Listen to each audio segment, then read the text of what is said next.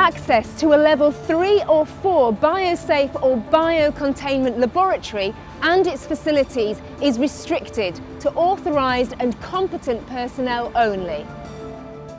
In the UK and at VLA, staff must have full counter-terrorism clearance. They must have full occupational health clearance to work with flu and skin and respiratory sensitisers. And they must be trained to work to relevant standard laboratory operating procedures and risk assessments. It's the responsibility of those using the laboratories to ensure that they're fit and well and capable of working safely, not just for their own protection, but for that of other users. Before entering the facility, laboratory personnel must have specific training in handling pathogenic and potentially lethal agents and be fully aware of the dangers they pose.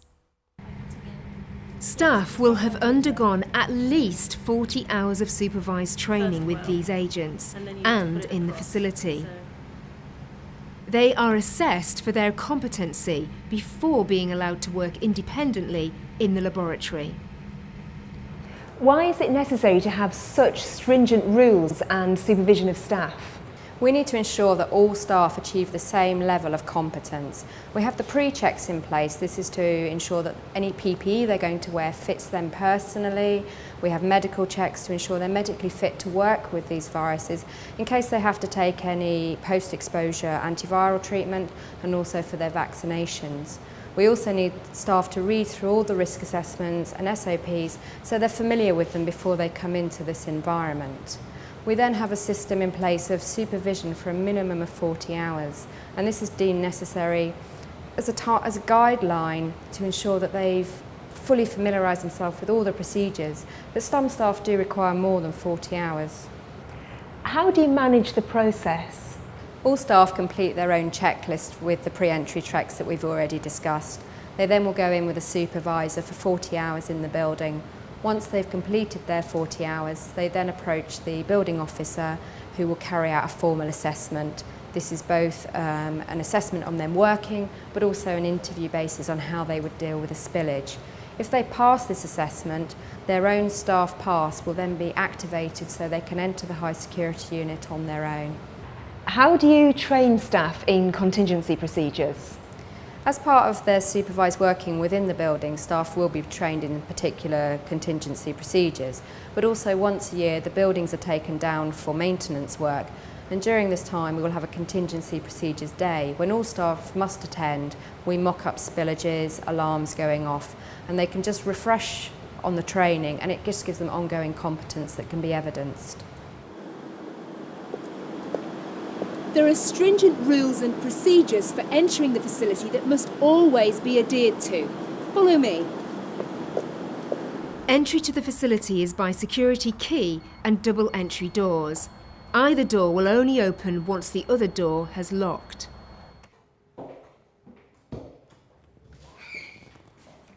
The reception or lobby area houses a manned control room where all personnel are required to sign into the entry logbook and check on who else is working in the facility. Where appropriate and if available, prior to entry, staff should check the pressure dials and warning lights to ensure that the facility is functioning correctly.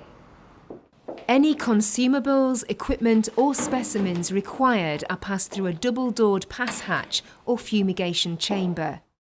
There is no need to shower before going into the laboratory, but staff should always make sure that toiletries and towels are available for when they leave the containment areas.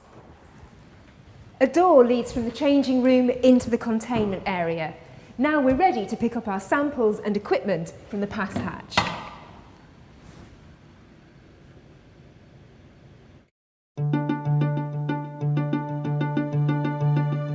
On completing work before leaving the containment facility, a number of procedures need to be completed, and again, strict rules must be observed.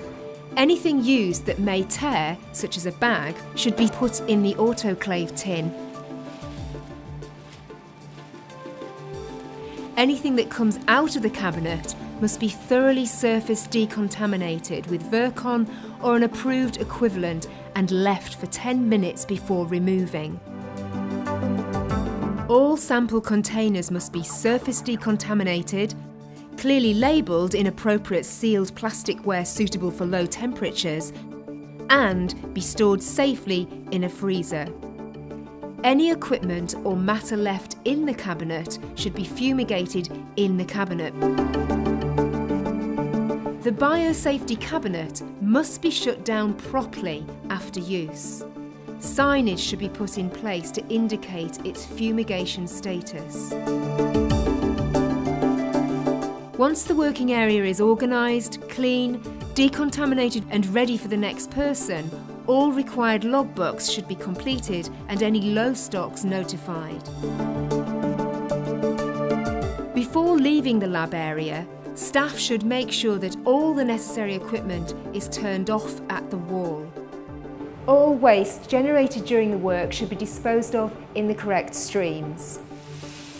On leaving the actual lab area, staff must wash their hands. Any relevant work documentation should be faxed or scanned out, and staff should notify other users that they are leaving the facility. Laboratory and working clothes should be placed in the laundry bin housed in the shower lobby. When leaving the containment area, staff must shower for at least 3 minutes, including a full hair and body wash. On signing out, the building officer must be notified of any issues that have been encountered, including low stocks of consumables.